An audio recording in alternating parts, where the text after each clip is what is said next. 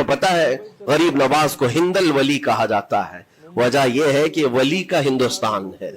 یہ نہیں ہے کہ ہندوستان کا ولی، بلکہ یہ پورا ہند ہی ولی کا ہے۔ دربار غریب نواز سے ہندوستان کو جوڑا گیا ہے، سلطان الہند بھی کہا گیا، سلطان الاولیاء بھی کہا گیا، لیکن جانتے ہیں ان کے آنے کا راستہ اتنا پیچیدہ تھا۔ وہ سن 583 کی بات تھی، 583 ہجری چل رہی تھی، جب آپ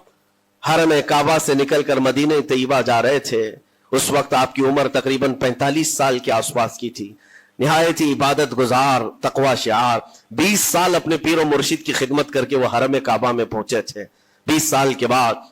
جب مسجد نبوی میں گئے تو عجیب سی کیفیت تھی، سلام کیا رسول پاک صلی اللہ علیہ وسلم کے دربار میں، تو جواب قبر انور سے آیا، وعلیک السلام یا معین الدین شیخ البر والبحر، اے معین الدین تجھ پر میری سلامتی ہو، اللہ کی سلامتی ہو جو خشکیوں کا بھی اور تریوں کا بھی تجھے امام بنایا گیا ہے۔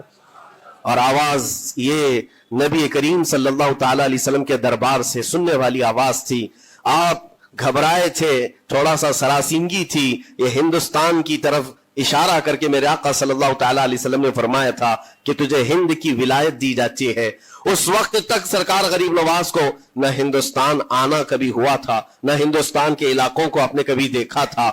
کیونکہ سجستان جو یہاں سے کافی دور ہے، افغان کے قریب ایک علاقہ سنجر جہاں پر آپ کی ولادت ہوئی، وہاں سے نکل کر کے آپ نیشاپور میں آباد رہے، اس کے بعد 40 سال کے بعد حرم کعبہ اور حرم مدینہ میں رہے، لیکن اچانک یہ بات کہ تمہیں ہند کی ولایت دی جاتی ہے، ایک تعجب والی بات ہے، نئی جگہ پر بھیجا جا رہا ہے۔ آپ دوبارہ شام میں نبی پاک صلی اللہ علیہ وسلم کے دربار میں حاضر ہوئے اور سلام پیش کرنے کے بعد، کیونکہ یہ خوشی کی بات تو سب کے لیے تھی کہ ہندوستان کو اللہ تعالیٰ ایک عظیم ولی بھیج رہا ہے، لیکن جس کو بھیجا جا رہا ہے وہ بے قرار تھا، بے چین تھا، کیونکہ نہ راستے پتہ ہے، نہ ملک کے حالات معلوم ہیں۔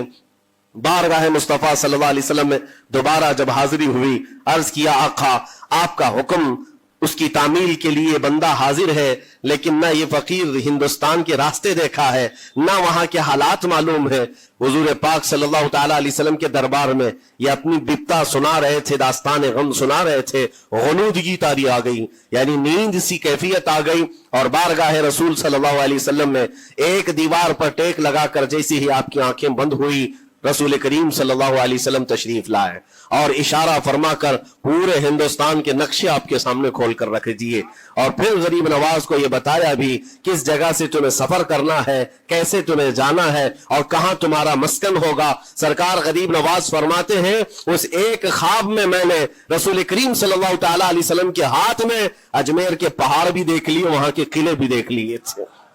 جو موجود تھے، اور اس کے بعد پھر کس بات کا خوف ہے، کس بات کا ڈر ہے؟ جنہوں نے راستے بتائے ہیں وہ ہادی رسول، وہ ہادی عالم ہے، نبی پاک صلی اللہ علیہ وسلم آئے ہیں پوری کائنات کو راستہ دکھانے کے لیے، اور جنہوں نے غریب نواز کو ہند کا راستہ بتایا ہو، پھر ڈر کس بات کا؟ جب آپ بیدار ہوتے ہیں تو اپنے ساتھ 40 قطب اس اولیاء کرام کی جماعت لے کر مدینہ طیبہ سے سفر کے لیے نکلے تھے۔ میرے عزیزو اب بات یہاں آتی ہے، اسی لیے مدینہ طیبہ سے یہ پورا پلان ہوا ہے، مدینہ طیبہ سے بھیجا گیا ہے، مدینہ طیبہ سے پلیسمنٹ ہوا ہے، اسی وجہ سے آج تک تاریخ غریب نواز کو عطائے رسول کہتی ہے۔ عطائے رسول ہے، رسول اللہ کی عطا ہے، ہندوستان والوں کے لیے خاص عطا ہے میرے آقا صلی اللہ علیہ وسلم کی۔ جب وہ سفر کے لیے نکلے، سن 83 سے چلے تھے، تو یہاں ہندوستان پہنچتے پہنچتے آپ کو 87 یعنی 4 سال کا عرصہ لگ گیا تھا۔ 4 سال کے عرصے کے بعد آپ پہنچے میرے عزیزوں، نہ پلینوں کا سفر، نہ جہازوں کا سفر کہ اڑ کر کے ادھر سے ادھر آ گئے، وہ تو پیدل قافلہ نکلا تھا، درویشوں کا قافلہ تھا، اور وہاں مدینہ طیبہ سے نکل کر بغداد پہنچے۔